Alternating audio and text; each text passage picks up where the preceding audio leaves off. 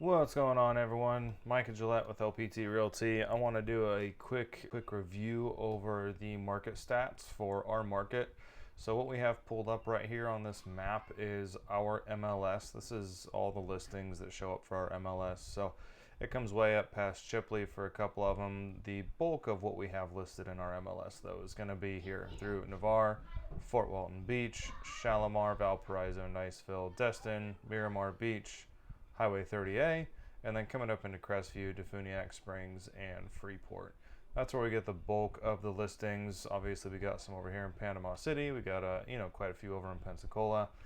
Currently, there is 3,363 homes listed on our market, active listings. So that is someone who has put it on the MLS. There's obviously for sale by owners out there that may or may not be on the MLS, but this is what I see when I come in to look at market statistics. So let's do a quick look over this whole market. Basically, we have stats for all of these. First one we have is going to be absorption rate. Okay, absorption rate's up here in the top left corner, and we see that broken down into months. So this is a 12-year calendar that we're looking at right here. We have last May, the absorption rate was 1.68 months, and we've basically been on a steady incline until last month. So April, we were at 3.18 months. Basically what absorption rate is if no more properties listed, if everyone just said today, no more listing our properties, this is roughly how long it's going to take for all of these properties to sell. So there is about 3.18 months worth of listings on our market right now. Next thing we have is inventory, the current inventory. So this kind of tells me, it's the crystal ball of where the market's been is going to help me decide where it's going. And just kind of looking at this will help gauge when to list, why to list, how much to list for. It's all kind of different pieces of the puzzle that I look at as an agent when I'm getting ready to buy or sell a house or help someone buy or sell a house. So again, we have May back here, May of 22, and on the far right end, we are in April of 23 now. Inventory is just how many homes are available. The top one, the blue line, is the line we just looked at, which is active listings. The green line right here is new listings. So if a home's been on the market for 120 days, it won't show up on the new listings column for March or April, right? Because that was listed back in January. So that's what we're looking at, new listings per month, and then sold listings. How many sold for that month? Last year, back in June and July, we saw a big increase in how many homes were available, how many active listings there were, right? So between May to June, June to July, we saw this real big step up. Went up from 2,500 to 3,700, so 1,200 new properties. Yet there wasn't as many new listings as compared to sold listings. So this tells me that homes started to sit on the market a little longer. We had this gradual increase until we peaked out in November, and then we're starting to come down. So sales are starting to pick up a little bit here. My guess is one of the reasons is people are starting to become more comfortable with today's interest rates, realizing it wasn't just a random peak, that they are probably going to sit there for a little bit, and buyers started to get back and involved in the market. This chart right here is sold days on market. So how many days have properties sat on the market before they actually sold? Cumulative days on market down here. So what we're looking at is days. On average, from the time a home went available to purchase, from the time it was under contract. For last May, we were at 37 days almost, dropped down to 28 in June. And then in February of this year, we peaked out at 82 days on market. These are not horrendous amount of time to be on the market. I know people that got into real estate in the early 2010s, so 2010s, 2012, 13, 14, and their claim to fame was that they could sell any house in under 90 days. So a decade ago, selling a home within 90 days, getting it sold was a big deal. Now we're seeing the peak over the last 12 months, it being under that. So pretty good here. Again, we're getting a little bit of a drop, so homes are starting to move a little bit faster. This is a good indicator to any buyer that might be out there. If you are getting ready to enter the market for a new home, homes are going to be moving a little bit faster, so you need to be prepared, have your pre-approval ready to go, have offers ready to go, know what you want, and get an offer in a little bit faster.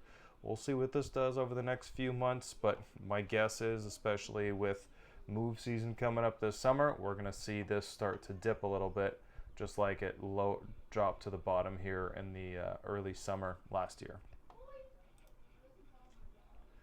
Next chart we have is prices. Bear in mind this is going to be a little skewed to the north for the average buyer. So if you are looking in the $200,000 to $600,000 home range and you're looking at this chart going, oh my gosh, this is crazy. All the active listings right now, the median price is $620,000. We live on the beach. Beach properties go for, on average, no less than $700,000, and that's for like a condo. If you're looking for a home on the beach or one of the nice ones up on the water, you're going to be north of $1 million. So don't get too wrapped up about this as far as how much the going rate is right now. What you should be more concerned about is your individual market, and if you're not looking to move waterfront, what do those individual properties look like that aren't waterfront? That's going to be a better factor for you. If you have questions on that, reach out, let me know. I'll put a link where you can get in touch with me in the comments, and we can discuss different specific areas. Real estate is very, very micro, meaning that your market can change dramatically just a half a mile east or west. So you really want to narrow it down to small neighborhoods, not necessarily looking at a huge picture if you're looking for specific pricing and stuff like that. So what we have here is active median list priced. So we're seeing that jump up over the last few months. Again, as more buyers started to enter the market, like I said earlier, they got more comfortable with interest rates and move seasons coming up. Sellers, I think, are getting more anxious to try and get a little bit more out of their property. Not to worry too much though, and we'll go over why in the next slide. The new median list price bumped up a little bit in February, and then we're kind of seeing a real gentle glide down here. And then the median sold price is going up. This is the big one that I look at. A bunch of people can list their homes for $5 million, but if they only sell for $100,000, then this is actually the relevant line to me. So if I'm trying to gauge what's happening in the market, I care most about what has actually sold. So that's why I'm going to look at this right here. Obviously, there's a big disparity between what they're listed for and what they're actually selling for. Just something to keep in mind. So as of April, we have an average sold price of $438. We'll round up to $439,000. But that's what the market looks like there. The last chart we're going to take a look at is going to be sale to original list price ratio. So we have percentages over here. What that tells me is how much was the list price compared to what it actually closed for. Like I said in the last example, someone can list their home for $1 million, but if it only sells for $100,000, then it would have sold at 10% of the list price. If someone lists their home at $1 million and it sells for $900,000, then it went for 90% of the original list price. I hope that makes sense. So what we're looking at right now is 95.5% of the list price. So if we look at an average price point back here of $440,000 and a sale to original list price ratio of 95%, that means we are getting homes that are selling. We'll just do a little bit of quick math here. 440. And we said 95.5%. So $420,000. Technically, we'd actually go up a little bit. So we would be seeing the homes listed slightly higher and then selling for $440,000. But this is another thing I look at, again, when I'm talking to either sellers or buyers, what are you looking for? What are your goals? How fast are you trying to sell? What's important to you? Is timeline important, or is total price important to you? But this number does come into play. Is it the norm for homes to go at almost exactly asking? A year and a half ago, this number was like 101%. So homes were being sold on average for more than their list price. Now we're starting to see that come down a little bit. So that tells me that buyers are getting a little bit more power in the market. They're having a little bit more opportunity to negotiate and hopefully get a little bit better deal. If you have any questions or want to know anything specific on the market where you're at, doesn't matter if you're in Florida or not, I'm happy to help get these things for you.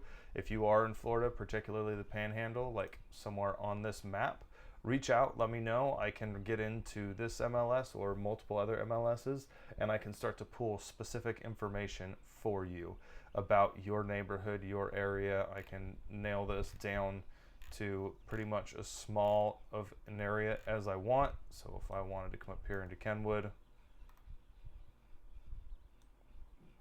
I can come up, pull the stats for this area exactly, and then run this same charts and graphs for this area to let you know if you're looking in this area, this is likely what you're going to be dealing with. Hope it helps. See ya.